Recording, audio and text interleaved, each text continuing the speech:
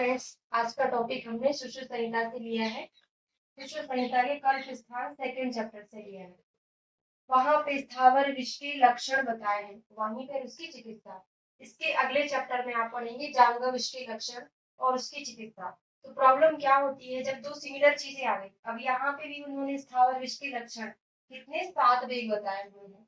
अगले चैप्टर में उन्होंने जांघा विष के 7 वेग बताए, उनके अलग अलग लक्षण। ठीक है, फिर इनकी चिकित्सा, 7 वेग की चिकित्सा याद करना, उनके लक्षण याद करना। हमारे पास टोटल कितनी चीजें हो जाती है? 28। देखिए, पहले आप पढ़ोगे स्थावर विष के लक्षण।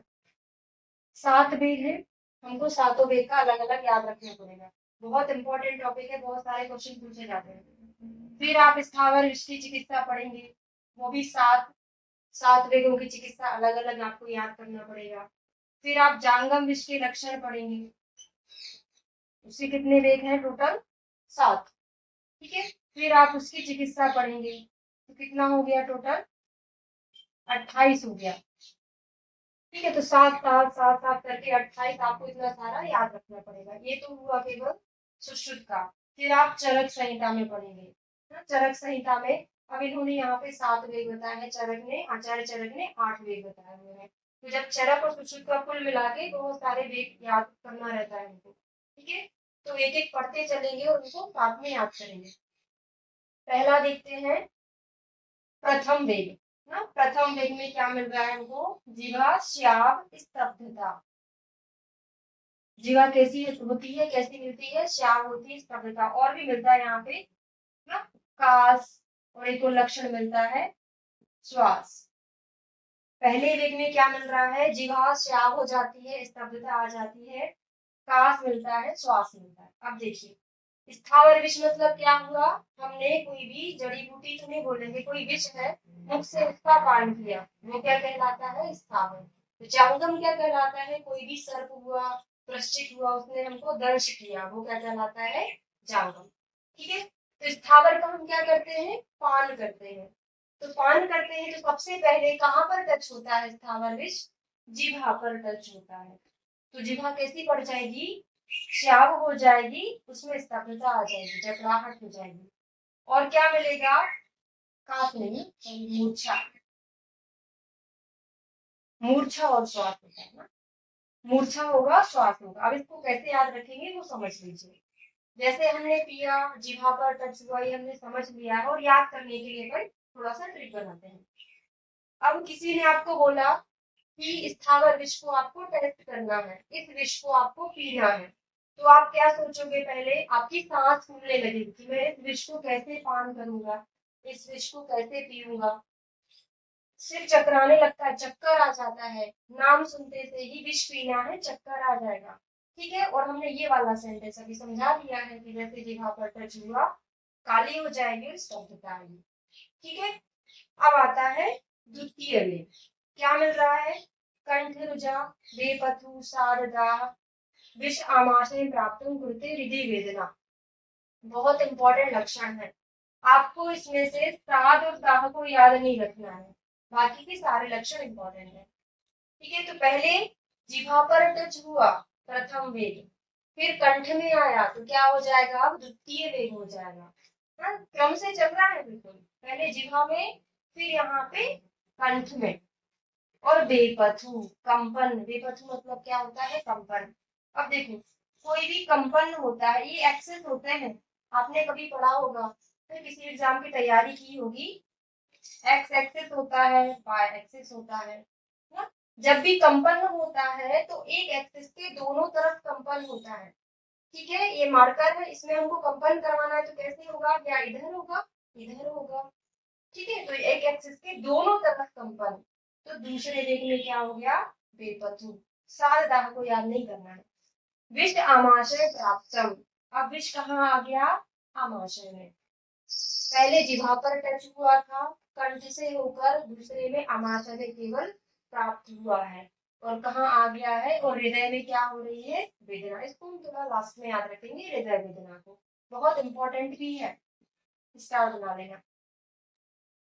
तीसरा वेग आता है, तीसरे में तालु।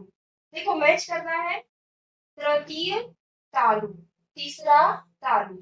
नेत्र वैवर्ण, श्लोक बहुत पूछा जाता है। दुर्वर्णे हरते शूने जायते चामे लोचने, मतलब नेत्र में विवर्णता मिलती है। अब देखिए अपन इसको भगवान शंकर से रिलेट करके याद कर सकते हैं। भगवान शंकर का कौन सा तीसरा नेत्र है? भगवान शंकर का तीसरा नेत्र। तो नेत्र वाला किसमें आ गया? तृतीय में। तालु तृतीय में आ गया। और अमाशय में तीव्र शूल। पहले अमाशय अमाशय पक्वामाशय वाला हम क्रमशः याद रखेंगे। ठीक है, यहाँ पे कुछ नहीं था।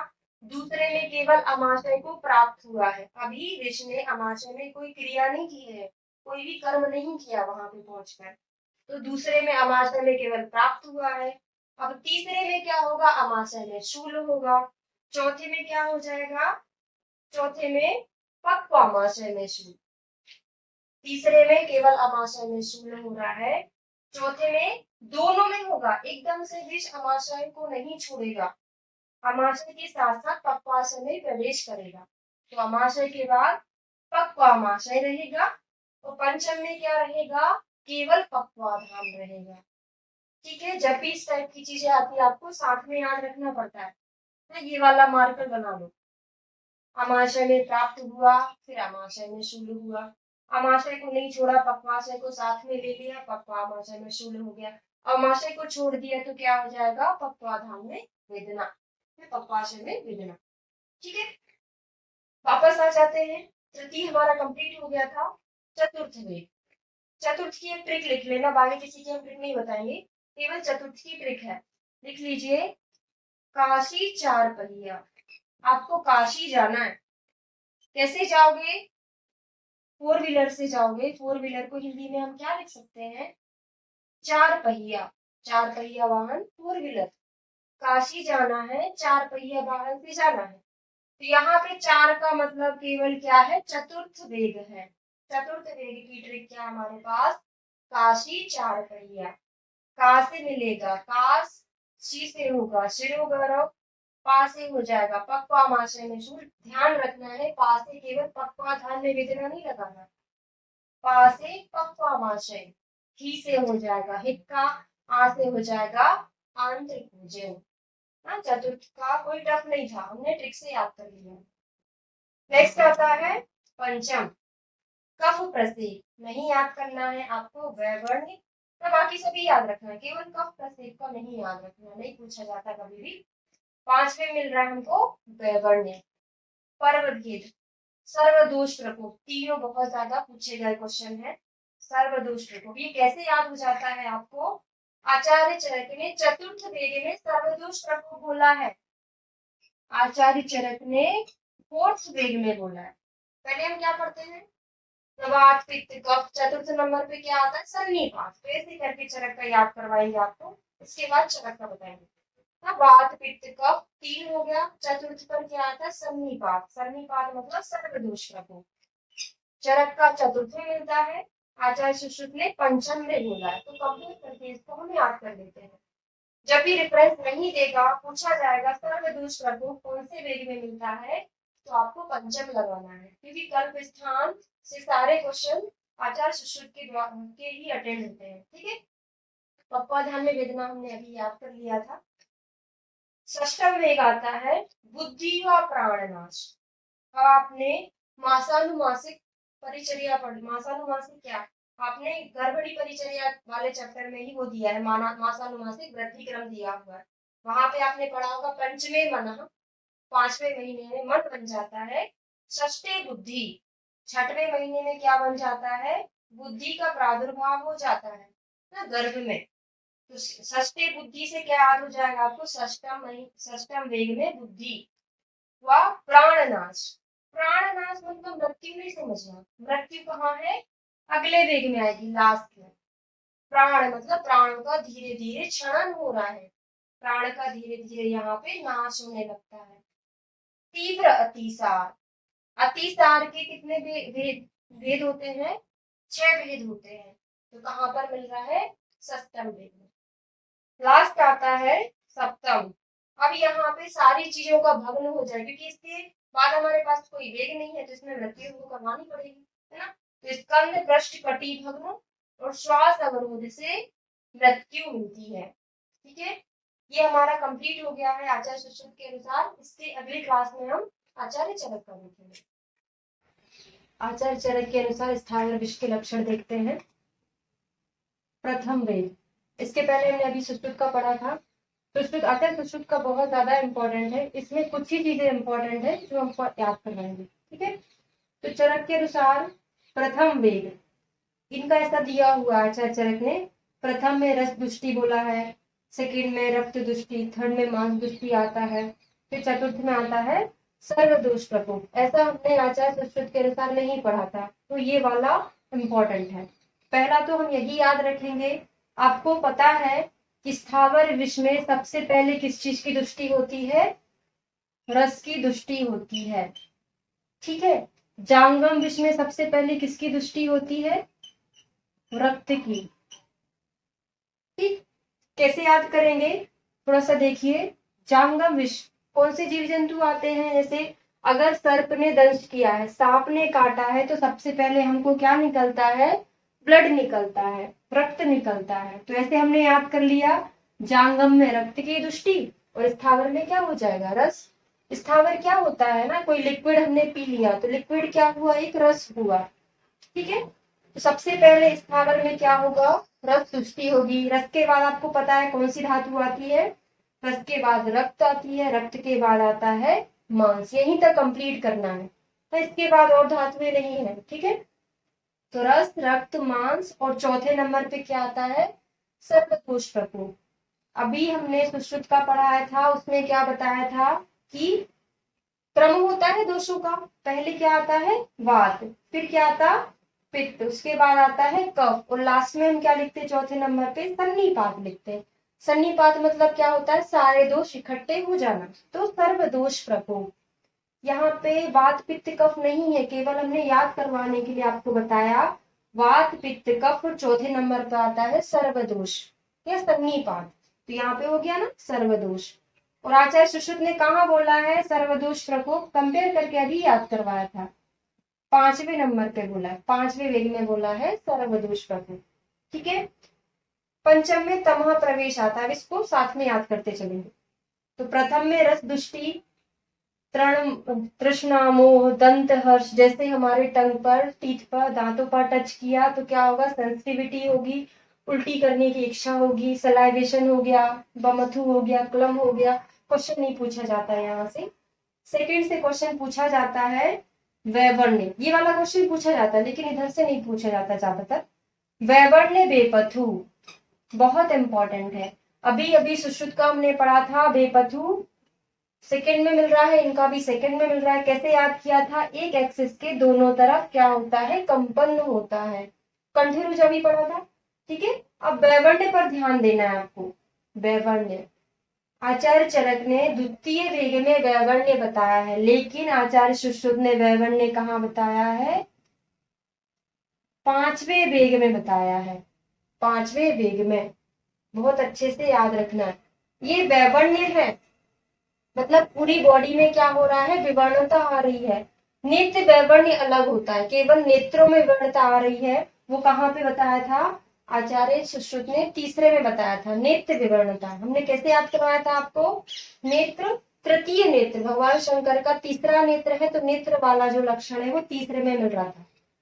ध्यान क्या रखना है? वैवर्ण्य अलग चीज है, नेत्र विवर्णता अलग चीज है। ठीक है, ये कहाँ मिल रहा है? चरण ने द्वितीय वेग में बताया है, सुश्रुत ने 5वें वेग में बताया है। ठीक है, ये आपको बस याद रखना है। और लास्ट आपको तमक श्वास। तमक श्वास के 2 भेद होते हैं, एक संतमक होता है और एक होता है प्रतमक। तो 2 भेद है, कैसे याद कर लिया हमने?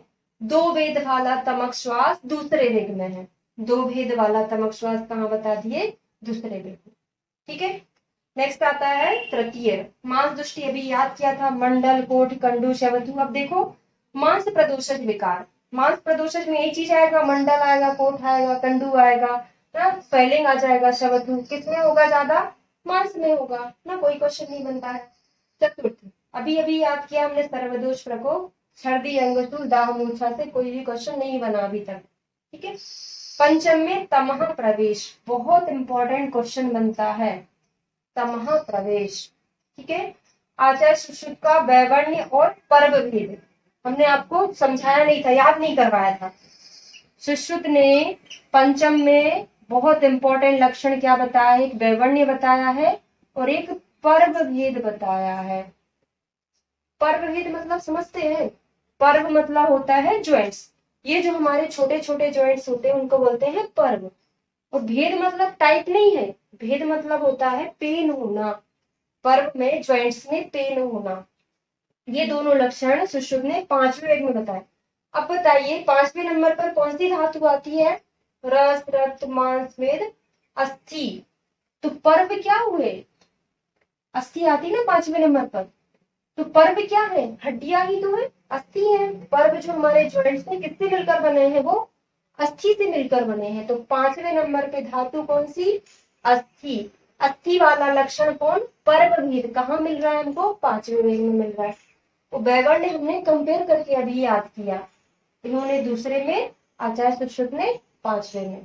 ठीक है, एक इंपॉर्टेंट क्या बच गया, तमः प्रवेश, नील वर्ण का दर्शन, तरह तरह के नीले नीले चीजें दिखाई दे रही हैं। तो नील वर्ण मतलब क्या हो गया, विवर्णता ही हो गई ना, तरह तरह की चीजें वैवर्ण्य दिखाई दे रही है हमको, नील वर्ण का दर्शन। तमः प्रवेश, अब देखिए अपन कैसे, तमः प्रवेश मतलब क्या होता है, आंखों के सामने थोड़ा सा अंधेरा छा जाना, अंधेरा अंधेरा दिखना, वो क्या कहलाता है, तमः प्रवेश। तो अपन कैसे याद कर सकते हैं, पंचेंद्रिया, चक्षु हमारी क्या है, पंचेंद्रियों में आती है, क्या होती है वो, श्रेष्ठ इंद्रिय होती है। अब देखिए 2 क्वेश्चन बनते हैं, एक होता है सर्वश्रेष्ठ इंद्रिय कौन है, चक्षु, जब तक आंखें नहीं रहेंगी आप कुछ देख ही नहीं पाओगे, तो श्रेष्ठ कौन हुआ, चक्षु। और सर्वव्यापक इंद्रिय, पंचेंद्रियों में से श्रेष्ठ इंद्रिय कौन सी है, चक्षु, नेत्र। और सर्वव्यापक इंद्रिय मतलब क्या होता है, पूरे शरीर में कौन सी इंद्रिय पाई जाती है, तो आपको सबको पता होगा, त्वचा। त्वचा जो होती है सर्वव्यापक होती है, तो श्रेष्ठ कौन होती है, चक्षु। तो कैसे हमने याद किया, पंचेंद्रिय, पंचेंद्रिय में श्रेष्ठ क्या है, चक्षु। तो 5वें नंबर पे पंचेंद्रिय हमने ऐसे याद कर लिया, और तमः प्रवेश, आंखों के सामने थोड़ा सा अंधेरा छा जाना, और दर्शन मतलब क्या होता है, देखना। पूरा का पूरा हमने पंचेंद्रिय चक्षु से याद कर लिया। ठीक है, नेक्स्ट आता है षष्ठम, षष्ठम में क्या है, हिक्का। ठीक है, देखो जब क्रिकेट मैच होता है ना, 2 टीमें खेलती हैं, टीम खेलती है ना, तो षष्ठम अपन इसको कैसे याद कर ले, सिक्सर, सिक्सर होता है, इसको हिंदी में क्या बोलते हैं, छक्का, किसी ने सामने वाली टीम ने सिक्सर लगाया, छक्का लगाया, तो क्या सामने वाली को हिक्का आने लगता है। तो अब देखो ऐसा लिख के देखो, छक्का और हिक्का, सेम लग रहा है ना, ये वाला पूरा सेम लग रहा है हमको ना, तो क्या है, षष्ठम में हिक्का मिल गया। सप्तम में आचार्य सुश्रुत ने भी स्कंद पृष्ठ कटी भग्न 2-3 चीजें जैसे बता दिया था, लेकिन उन्होंने केवल स्कंद भग्न बताया है। और अष्टम में क्या है, मृत्यु। अब 8 वेग है, तो लास्ट में मृत्यु होगी। आचार्य सुश्रुत ने 7 वेग बताए थे, तो उनकी मृत्यु कहाँ पे हो रही थी ना, पेशेंट की मृत्यु कहाँ हो रही थी, सप्तम में हो रही थी। ठीक है, इस तरह से हमने पूरा कंप्लीट कर लिया है केवल लक्षण। इसके अगले वीडियो में आचार्य सुश्रुत के अनुसार चिकित्सा देखेंगे स्थावर विष की, और चरक के अनुसार भी स्थावर विष की चिकित्सा देखेंगे।